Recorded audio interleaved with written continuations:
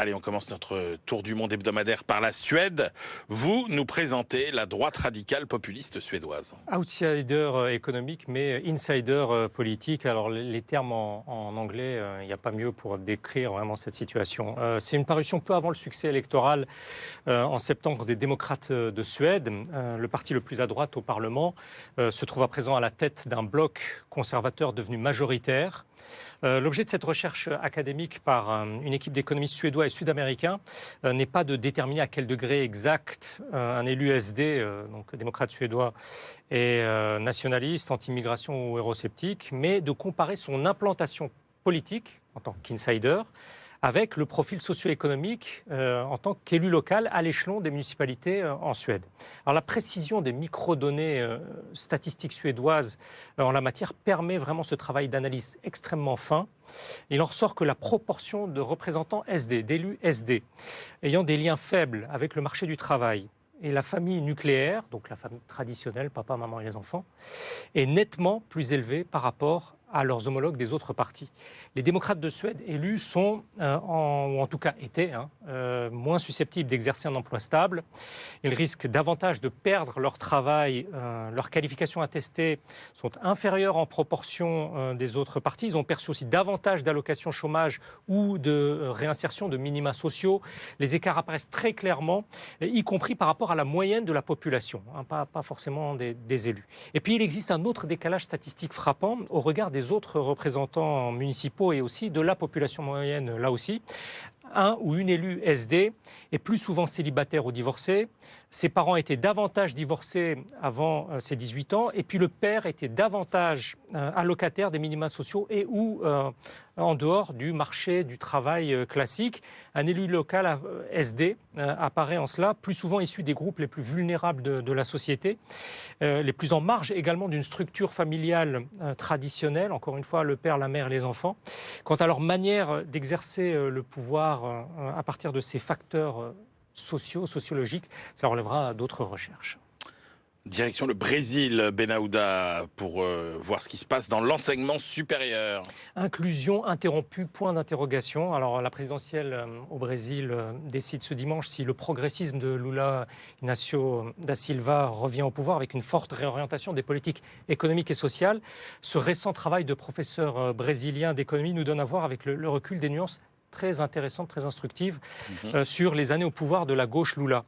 L'angle d'analyse est celui de l'accès à la population à l'enseignement supérieur et le profil des étudiants.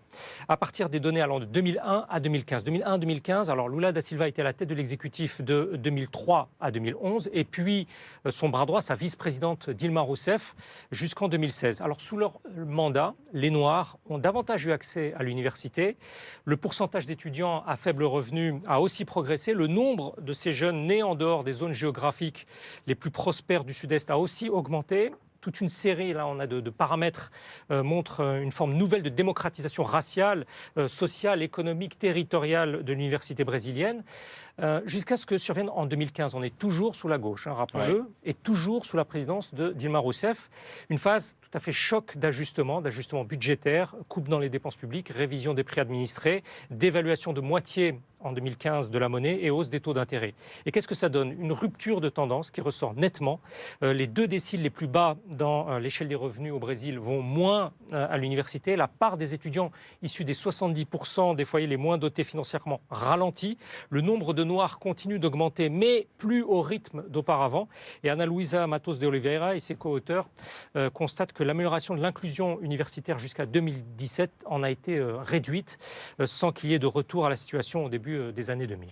Et on termine par le Japon, Benahouda. Alors avec une étude, je ne vous le cache pas, au titre qui me paraît assez mystérieux.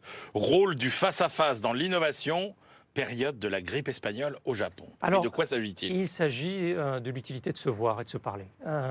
Pourquoi? D'accord. Avec les périodes de confinement et de forte promotion du télétravail des années Covid, il a commencé à On a vu chacun ces interrogations partout quant aux effets de la créativité personnelle et collective. Alors, 4 chercheurs japonais ont travaillé ici sur une phase historique potentiellement comparable, 1918-1921, la pandémie de grippe espagnole qui a également affecté le Japon en 3 vagues successives. Et il s'agit d'une publication à Tokyo pour l'Institut Canon pour les études mondiales. Alors, bien entendu, les moyens de communication et de diffusion, me direz-vous, entre cette période-là et aujourd'hui n'ont plus grand-chose à voir, mais là aussi c'est instructif. Hiroyasu Inoue et ses collègues se sont concentrés sur les dépôts de brevets à l'époque, au Japon, durant ces années-là, donc de 1918 jusqu'à 1922. Ouais. À partir de là, ils ont tenté d'évaluer l'impact de l'absence de contact direct sur l'innovation technologique, Ouais.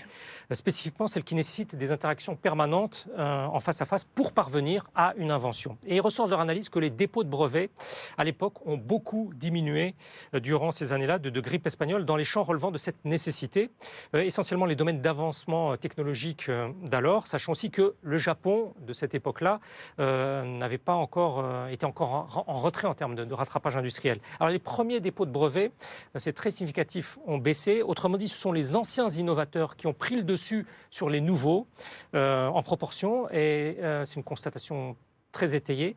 En clair, les premiers déposants de brevets commencent leur carrière d'inventeur en co-déposant. Et ils n'ont plus cette opportunité-là avec l'absence de face-à-face.